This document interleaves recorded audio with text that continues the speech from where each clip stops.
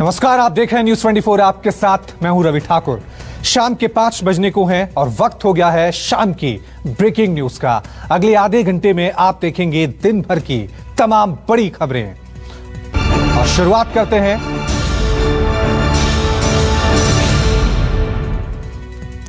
करते हैं राजस्थान की सियासत से। पहली बार अशोक गहलोत का सचिन पायलट पर तीखा निशाना उन्होंने साधा और कहा है कि सचिन पायलट बिना मेहनत किए ही डिप्टी सीएम बनाए गए।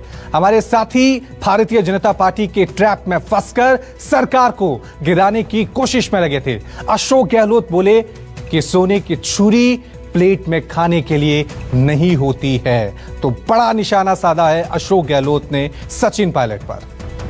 डिप्टी सीएम हो, पीसीसी प्रेसिडेंट हो, वो खुद ही डील करे। अगर मान लो मुझसे मोबाइल नंबर दीजिए, हमें दाम दीजिए, हमें षड्यंत्र में शामिल हो, वो सफाई दे रहे हैं। नहीं, हमारे यहाँ कोई हॉस्टल नहीं हो रही थी।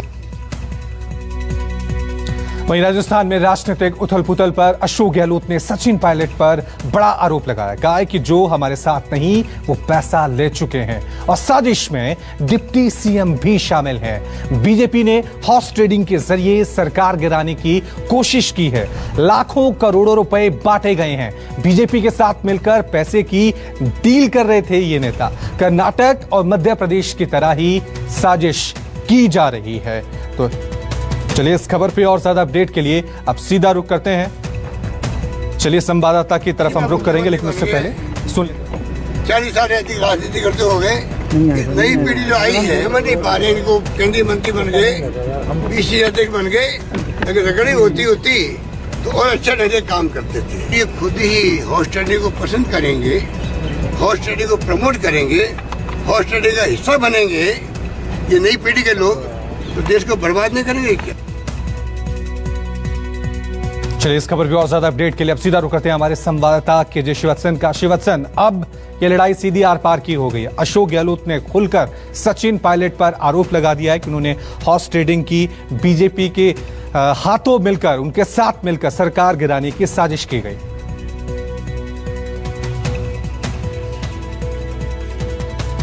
जी बिल्कुल रवि, देखिए अब तक तो इनडायरेक्टली लेकिन पहली बार अशोक गहलोत ने खुलकर सचिन पायलट का नाम लिया। हालांकि उन्होंने यह भी कहा कि खुलकर सचिन पायलट का नाम लिया। हालांकि उन्होंने यह भी कहा कि सोने की छुरी बोला। सोने की छुरी मतलब युवाओं के लिए उन्होंने ये कहा कि ये काफी यूजफुल है कांग्रेस के लिए, क्योंकि कांग्रेस के बारे में हमेशा ये कहा जाता है कि वह युवाओं को तरजीह नहीं देती है। लेकिन उन्होंने यह भी सफाई दी कि ये हमारे लिए सोने की छुरी है, लेकिन साथ ही यह भी साफ कर दिया कि सोने की छुरी को प्लेट में रखकर खाया नहीं जा सकता। अपने आप में बहुत बड़ा संकेत है। लेकिन लगे तो उन्होंने ये और कहा कि उनके पास तमाम तरह के सबूत हैं, जिसमें हॉर्स ट्रेडिंग की बात सामने आई है। आधी रात को 2 बजे के बाद इस तरह से पूरा ये घटनाक्रम होना, पैसों के विधायकों की खरीद फरोख्त होना, फोन टेपिंग में इसका साबित होना, मौका भी दिया गया था। साफ तौर से अब यहां पर अशोक गहलोत जो है वो खुलकर बोल रहे हैं और सचिन पायलट पे उन्होंने सीधा निशाना साधा है। वहीं राजस्थान सरकार से बर्खास्तगी के बाद सचिन पायलट का बयान सामने आया है। सचिन पायलट ने साफ साफ कहा है कि बीजेपी में नहीं जाऊंगा। न्यूज 24 से बातचीत करते हुए सचिन पायलट बोले, मेरी छवि ही मेरी पूंजी है। बार बार बीजेपी में जाने की बात इसलिए कही जाती है कि दिल्ली में मेरे बारे में सोच बदले। बीजेपी से मुलाकात की खबर झूठी है। मैं ज्योतिरादित्य सिंधिया से नहीं मिला हूं। वसुंधरा सरकार के खिलाफ संघर्ष किया है। ओम माथुर से कोई मुलाकात मेरी नहीं हुई है। तो यहां पर सचिन पायलट सफाई देते हुए नजर आए। चलिए इस खबर पे और ज्यादा अपडेट के लिए अब सीधा रुक करते हैं हमारे पॉलिटिकल एडिटर रमन कुमार का। रमन, एक तरफ अशोक गहलोत ने निशाना साधा है और सचिन पायलट पे आरोप लगाया कि उन्होंने सरकार गिराने की साजिश की बीजेपी के साथ मिलकर। दूसरी तरफ सचिन पायलट अपनी सफाई दे रहे हैं कि मैं बीजेपी के साथ नहीं जाने वाला, किसी से मेरी कोई मुलाकात नहीं हुई है। आर पार की जंग हो गई अब ये।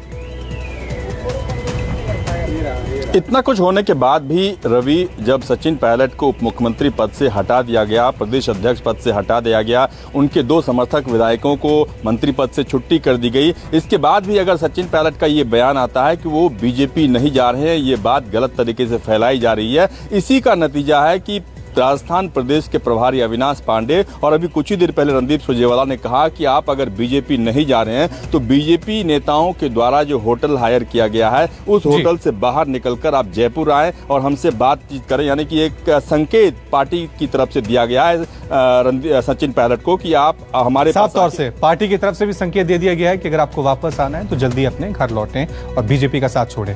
कांग्रेस का एक बार फिर बागी विधायकों को अल्टीमेटम मिल चुका है। रणदीप सुरजेवाला ने कहा है कि अगर बीजेपी में नहीं जाना है तो कांग्रेस में वापसी करें। कांग्रेस में आपका स्वागत है। सरकार गिराने की साजिश नाकाम हो चुकी है। भारतीय जनता पार्टी में नहीं जाना चाहते तो फिर भारतीय जनता पार्टी की हरियाणा सरकार की मेजबानी फौरन अस्वीकार कीजिए और परिवार के सदस्य की तरह अपने घर वापस जयपुर लौट आइए। चलिए इस खबर पे और ज्यादा अपडेट के लिए सीधा रुख करते हैं हमारे संवाददाता कुंदन सिंह का। कुंदन, एक तरह से अल्टीमेटम दे दिया गया सचिन पायलट को और उनके समर्थकों को कि बीजेपी की मेजबानी छोड़िए, अगर परिवार में वापस लौटना है तो। बिल्कुल उसी का असर देखने को मिल रहा है कि सचिन पायलट ठीक थोड़ी देर पहले यहाँ पे आए हैं और मेरे पीछे जो होटल कैंपस दिख रहा है 300 एकड़ में फैला, उसमें जो भी उनके विधायक मौजूद है उनसे बातचीत करके आगे की रणनीति तय कर रहे हैं। और ये बहुत अहम होगा कि जिस तरीके से लगातार आरोप प्रत्यारोप लग रहे थे और मैं आपको बताऊं कि पहली बार सचिन पायलट के जो समर्थक विधायक ने केवल इस होटल में बल्कि यहाँ से करीब 13 से 14 किलोमीटर दूर एक दूसरे होटल में भी ठहरे थे जो कि कोविड सेंटर के नाम पे बनाया गया था और वहाँ पे बहुत फ्री बीते 4 दिनों के अंदर लगातार उनकी मुलाकात हुई सचिन पायलट से। तो कुल मिला के मुझे लगता है कि आज की जो बैठक है वो बहुत अहम होगी और आगे की क्या रणनीति होगी, क्योंकि सचिन पायलट चाहते हैं कि जो भी निर्णय लो उनके साथ जितने भी। ठीक है कुंदन, आपसे आगे भी अपडेट लेते रहेंगे। वाकई में ये जो बैठक होने वाली है ये बहुत महत्वपूर्ण है। वहीं राजस्थान में छाए सियासी संकट के बीच कांग्रेस ने पार्टी व्हिप के उल्लंघन के मामले में बागी विधायकों पर कार्रवाई की तैयारी की है। विधानसभा अध्यक्ष ने बागी विधायकों को नोटिस जारी कर जवाब मांगा है।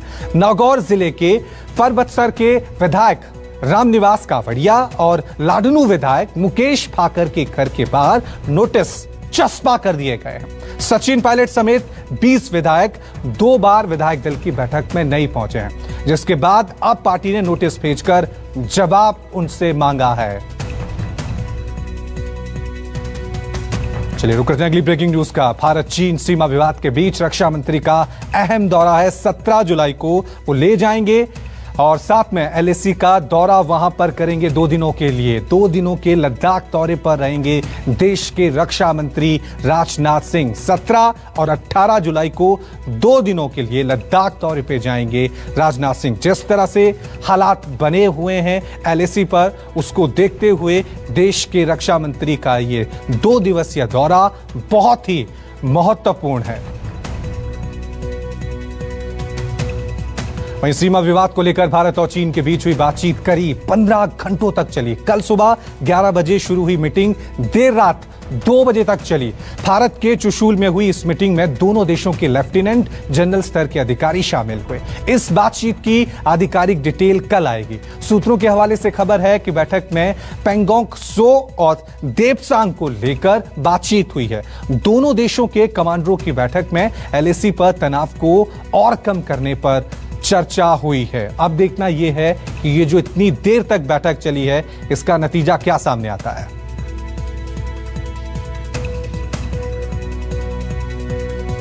वहीं भारतीय कंपनी रिलायंस ने 5G टेक्नोलॉजी के सेक्टर में चीन को एकाधिकार को चुनौती दी है। रिलायंस की एजीएम में मुकेश अंबानी ने ऐलान किया कि जियो 5G टेक्नोलॉजी पर काम कर रहा है। मुकेश अंबानी ने कहा कि स्पेक्ट्रम की उपलब्धता के साथ ही इसका ट्रायल शुरू हो जाएगा।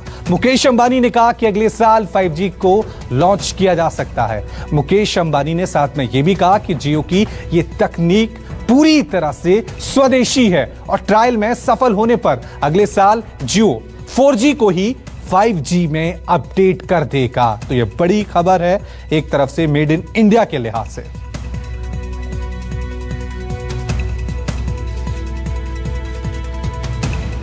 चलिए रुक करते हैं अगली ब्रेकिंग न्यूज का। जम्मू कश्मीर में आतंकी ऑपरेशन से बौखलाए हैं आतंकियों ने जम्मू कश्मीर के सोपोर से बीजेपी नेता को अगवा कर लिया है। बीजेपी नेता मेहराजुद्दीन मल्ला नगर पालिक समिति के उपाध्यक्ष हैं। सुरक्षा बलों ने तलाश में सर्च अभियान भी चलाया है। कुछ दिन पहले आतंकियों ने बीजेपी नेता वसीम बारी और उनके परिवार के 2 लोगों की गोली मारकर हत्या कर दी थी। आतंकियों ने दूसरे बीजेपी नेताओं और कार्यकर्ताओं को भी जान की धमकी दी थी। चलिए इस खबर पे और ज्यादा जानकारी के लिए सीधा रुक करते हैं हमारे संवाददाता आसिफ स्वाफ का। आसिफ, एक बार फिर बीजेपी नेताओं को धमकी मिल रही है, उनको अगवा किया जा रहा है। बीजेपी के लिए घाटी में राह काफी मुश्किल है क्योंकि बौखलाहट साफ तौर से नजर आ रही है यहां पर मिलिटेंट में। देखिए, जाहिर सी बात है, जो पिछले करीब 1 साल से यहाँ पर की राजनीति पर विराम जैसे लग गया था। पहले धारा 370 और उसके बाद जो कोविड-19 की महामारी है, इसके चलते कोई भी मुख्य धारा की राजनीति उतनी ज्यादा नहीं चल रही थी। लेकिन अब जैसे ही मुख्य धारा की राजनीति में थोड़ा तेजी देखने को मिल रही है, ऐसे ऐसे अब मिलिटेंट भी सामने आकर जो है मेन स्ट्रीम लीडर्स को यहाँ पर निशाना बनाना शुरू कर दिए हैं। पहले हमने देखा था पिछले महीने जून। ठीक है आसिफ, आपसे अपडेट हम आगे भी लेते रहेंगे, लेकिन वाकई में यहाँ पर मुश्किल थोड़ी होगी बीजेपी के लिए। बंगाल में फिर सियासी हिंसा तेज हो गई। अगली बड़ी खबर आपको बता दें, टीएमसी नेता की गोली मारकर हत्या कर दी गई है। भाटपाड़ा इलाके में धीरू सिंह पर फायरिंग की गई है। टीएमसी ने बीजेपी पर साजिश का आरोप लगाया है। 2 दिन पहले बीजेपी विधायक की संदिग्ध हालत में मौत हुई थी। बीजेपी ने विधायक की मौत को हत्या बताते हुए ममता सरकार पर आरोप लगाए थे। अब एक बार फिर बंगाल में यहां पर हिंसा देखने को मिल रही है। चलिए इस खबर पर और ज्यादा जानकारी के लिए अब सीधा रुकते हैं हमारे संवाददाता सौरभ का। सौरभ, हिंसा जो है वो बंगाल में रुकने का नाम नहीं ले रही है। पहले बीजेपी विधायक की मौत हुई, उसके बाद अब टीएमसी की विधायक की यहां पर हत्या, लगातार हिंसा बढ़ती जा रही। अभी क्या अपडेट है वहां पर, हालात कैसे हैं?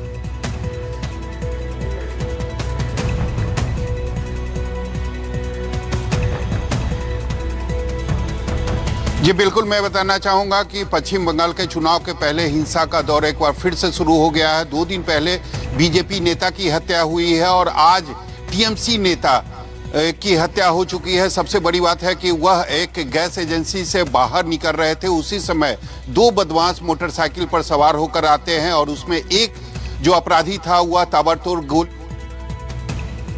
चलिए रुकते हैं अगली बड़ी खबर का। दिल्ली में कोरोना वायरस के मामलों को लेकर मुख्यमंत्री अरविंद केजरीवाल ने प्रेस कॉन्फ्रेंस की। अरविंद केजरीवाल ने कहा कि केंद्र सरकार के फॉर्मूले के हिसाब से 15 जुलाई तक दिल्ली में 2.25 लाख केस होने थे, लेकिन सरकार के प्रयास के कारण आज दिल्ली में काफी कम केस हैं। अब दिल्ली में सिर्फ 18,000 मामले एक्टिव हैं। दिल्ली और केंद्र सरकार मिलकर दोनों काम कर रहे हैं।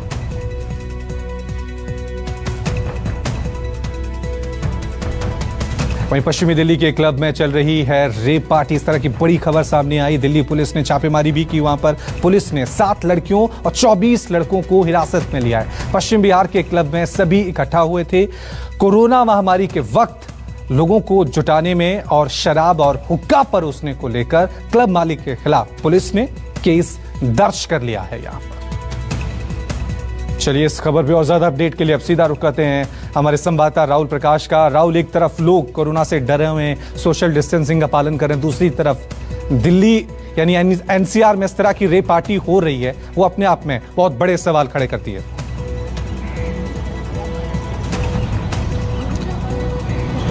देखिए, सवाल उठना लाजमी है क्योंकि ये रिंग रोड के बीचों बीच प्लेगू एक रेस्टोरेंट है जहां ये ओपन बार जिस तरीके से चल रहा था, अवैध शराब परोसी जा रही थी। पुलिस को सूचना मिली, रेड की, जहां 31 लोगों को पकड़ा जिसमें 7 महिलाएं थी। ऑनर इसके अरेस्ट हैं क्योंकि लाइसेंस उनके पास नहीं था। जिस तरीके से जो लोग शामिल थे, जिसमें डांस चल रहा था, हुक्का चल रहा था, जो पहले से अवैध है, कहीं ना कहीं ये एक बड़ी कार्रवाई है।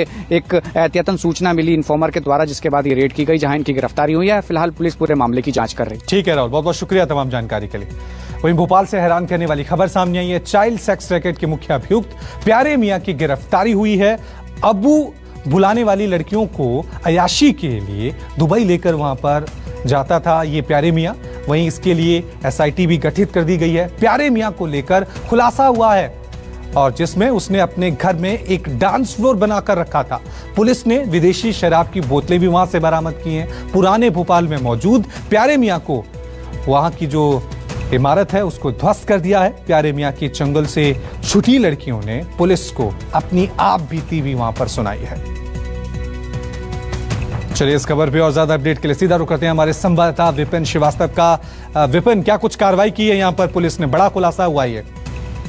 देखिए, बिल्कुल 3 दिन के लगातार ये घटनाक्रम चलता रहा और आखिरकार मध्य प्रदेश पुलिस को ये सूचना मिली कि वो श्रीनगर में है और श्रीनगर पुलिस की मदद से उसको गिरफ्तार कर लिया गया। हालांकि पुलिस का दल यहाँ से रवाना हो चुका और उसको वहां से लेकर भोपाल आएगा। लेकिन एक बड़ा खुलासा इस बात में हुआ है कि आखिरकार जो चाइल्ड सेक्स रैकेट का ये बड़ा गोरखधंधा चलता था, इसको लेकर खुद जो नाबालिग बच्चियों ने अपनी बात रखी थी, उसके बाद अब इसमें एक बड़ी कार्रवाई लगातार होती रही। जिस तरह से जो प्यारे मियां है उसके घर। ठीक है विपिन, आप लगातार नजर बनाएं, आगे भी आपसे अपडेट लेते रहेंगे। वहीं बिहार के हाजीपुर में पुलिस टीम पर हमला हुआ है। जाम हटाने पहुंची पुलिस टीम पर गांव वालों ने जमकर पत्थरबाजी की।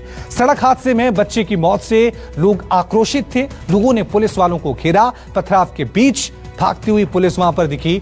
पुलिस जीप भी वहां पर देखिए किस तरह से क्षतिग्रस्त हो गई है। हमले के बाद दारोगा समेत 3 पुलिसकर्मी घायल हैं। पुलिस ने उपद्रवी भीड़ पर एफआईआर दर्ज की है। 5 दिनों में हाजीपुर जिले में पुलिस पर हमले की ये तीसरी वारदात है।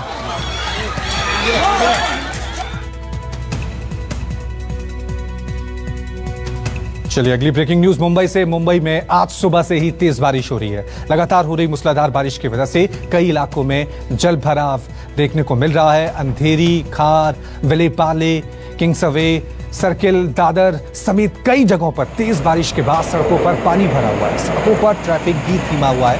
बारिश ने एक बार फिर प्रशासन की पोल खोल दी है। हर बार की तरह मुंबई में एक बार फिर बारिश लोगों के लिए परेशानी का सबब बनी हुई है। मौसम विभाग ने अगले 24 घंटे भारी बारिश की चेतावनी जारी की है। चलिए इस खबर पे और ज्यादा अपडेट के लिए अब सीधा रुख करते हैं हमारे संवाददाता दीपक दुबे का। दीपक, अभी क्या अपडेट है? क्या बारिश रुकी है वहां पर?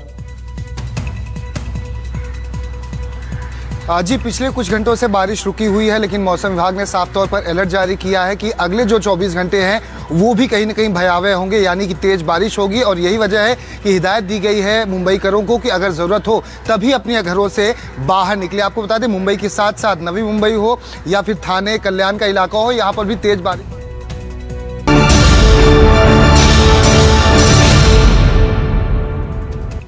बड़ी खबर पंजाब से आ रही है। पंजाब के मोगा में लाई मर्डर की सनसनीखेज तस्वीरें वहां से सामने आई हैं। कपड़े के शोरूम में घुसकर बाइक सवार ने शोरूम के मालिक पर फायरिंग की है। शोरूम मालिक तजिंदर सिंह ने शख्स को पकड़ने की कोशिश भी की, पर बाइक सवार ताबड़तोड़ फायरिंग करके वहां से फरार हो गया।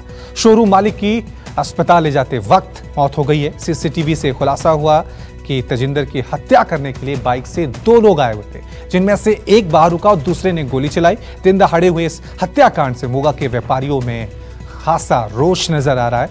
आरोपी की तलाश में पुलिस जुटी हुई है।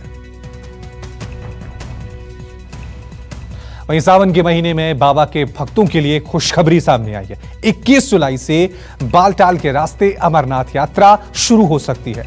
बालटाल में बेस कैंप की तैयारियां जोरों से शुरू हो गई है। यात्रा रूट पर कई स्थानों के रेड जोन घोषित होने के बाद यात्रा की तैयारियों को लेकर प्रशासन की चुनौतियां बढ़ी हैं।